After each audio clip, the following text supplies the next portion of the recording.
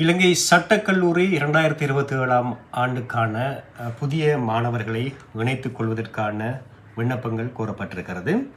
அதாவது இலங்கை சட்டக்கல்லூரி பொது அனுமதி பரீட்சை நடைபெற காத்திருக்கிறது. 2027ஆம் கல்வியாண்டுக்கான மாணவர்களை அனுமதித்தல் அப்படின்னு சொல்லி கெசட்டில் போட்டிருக்கிறாங்க.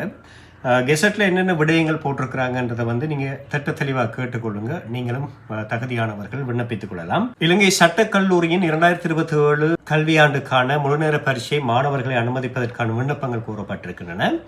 2026 மார்ச் 30ஆம் தேதி காலை 9 மணி முதல் 2026 ஏப்ரல் அதாவது 4ஆம் மாதம் 30ஆம் தேதி இரவு 9 மணி வரை இலங்கை பரீட்சை திணைக்களத்தின் இணையதள முறைமையூடாக இணையத்தில் கோரப்பட்டிருக்கின்றன.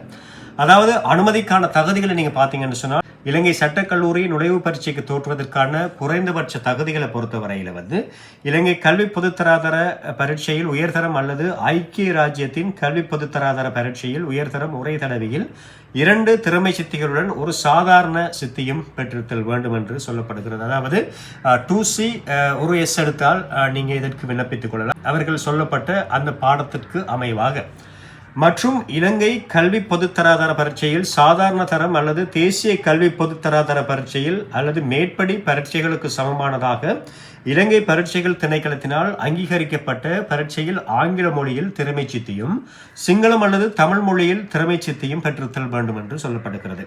வயதெல்லை பொறுத்தவரையில் விண்ணப்பங்கள் ஏற்றுக்கொள்ளப்படும் இறுதி திகதியில் விண்ணப்பதாரியின் வயது 17 வயதை தாண்டி இருக்க வேண்டும் என்றும் சொல்லப்படுகிறது. மேலதிக விவரங்களுக்கு இலங்கை சட்டக்கல்லூரியின் இணையதளமான www.slllc.ac.lk என்ற இணையதளத்தை நீங்கள் அணுகவும்.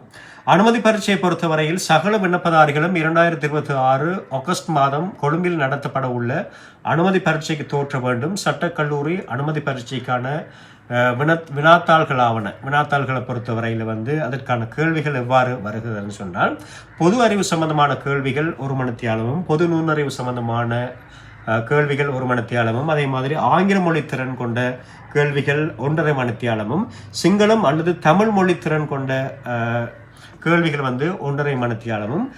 பரீட்சை கட்டணம் மற்றும் சட்டக்கல்லூரியின் கட்டணத்தை பொறுத்தவரையில் பரீட்சை கட்டணம் ரூபாய் 1200 ஆகும்.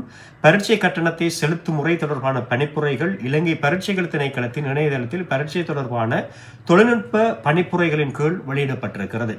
சட்டக்கல்லூரி கட்டணம் 12,000 ஆகும். இத்தொகையானது விண்ணப்பதாரியின் பெயரில் கூட்டிணைக்கப்பட்ட சட்டக்கல்வி சபையின் பெயரில் ஹெட்டன் நேஷனல் வங்கியின் ஹால்ஸ்டோப் கிளை 0630273 என்ற கணக்கிலக்கத்திற்கு செலுத்தப்பட வேண்டும் என்று சொல்லப்பட்டிருக்கிறது. சம்பந்தப்பட்ட பற்றுச்சீட்டு entrance@slllc.ac.lk என்ற மின்னஞ்சல் முகவரிக்கு அனுப்பிய பின்னரே விண்ணப்பத்தை இணையதளம் ஊடாக பரீட்சைகள் திணைக்களத்திற்கு அனுப்ப வேண்டும் என்று சொல்லப்படுகிறது. அதே மாதிரி சட்டக்கல்லூரிக்கு மின்னஞ்சல் செய்யப்படும் பற்றுச்சீட்டில் விண்ணப்பதாரியின் முதலெழுத்துடன் கூடிய பெயர், தேசிய அடையாள அட்டை இலக்கம் மற்றும் தொலைபேசி இலக்கம் ஆகியன தெளிவாக குறிப்பிடப்பட வேண்டும் என்று சொல்லப்படுகிறது. விண்ணப்பிக்கும் முறையை பார்த்தீங்கன்னு சொன்னால் விண்ணப்ப பத்திரம் இலங்கை பரீட்சைகள் திணைக்களத்தின் www.donuts.lk என்ற இணையதளத்தின் அவர் சர்வீசஸின் கீழ் உள்ள online application recruitment EB exams என்பதில் பிரசுரிக்கப்பட்டுள்ளது.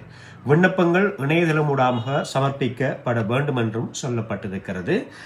சிங்களம், தமிழ் மற்றும் ஆங்கில மொழிகளில் வெளியிடப்பட்ட இந்த அறிவித்தலின் மொழி கூற்றுகளுக்கு இடையில் ஏதேனும் முரண்பாடு அல்லது வேறுபாடு காணப்பட்டால் அச்சந்தர்ப்பத்தில் சிங்கள மொழி ஊடாக அறிவித்தலின்படி செயல்படுத்தப்படும் என்று சொல்லப்படுகிறது அறிவித்திருக்கின்றார்கள். அதிபர் இலங்கை சட்டக்கல்லூரி ஹல்ஸ்டோப் வீதி கொழும்பு 12 என்ற விலாசத்தினூடாக. எனவே ஆர்வம் கொண்டவர்கள் நீங்கள் சட்டக்கல்லூரிக்கு படிக்க போறீங்க அப்படின்னு சொன்னால் நீங்கள் இதற்காக விண்ணப்பித்துக் கொள்ளலாம். க்ளோசிங் டேட் எப்பன்னு சொன்னால் ஏப்ரல் மாதம் 30ஆம் தேதி, அதாவது இன்னும் 30 நாட்கள் இருக்கிறது. எனவே இதற்கு நீங்கள் விண்ணப்பித்துக் கொள்ளலாம். இது சட்டக்கல்லூரிக்கான வாய்ப்பு. எனவே மறக்காம தேவையில்லைன்னு சொல்லி சிலர் கருதுனா தேவையான ஆட்கள் நிறைய பேர் இருக்கிறீங்க, அவங்களுக்கு ஷேர் பண்ணிக்கொள்ளுங்க. இது ஒரு உதவியாக இருக்கும். அவங்களுக்கு எதிர்பார்த்திருப்பாங்க, சில வேலைகள் அவங்களுக்கு தெரியாமல் இருக்கும் இப்படியான விடயங்கள் கோல் பண்ணுறது. எனவே நீங்கள் ஷேர் பண்ணிக்கொள்ளுங்க இந்த வீடியோவை. நன்றி.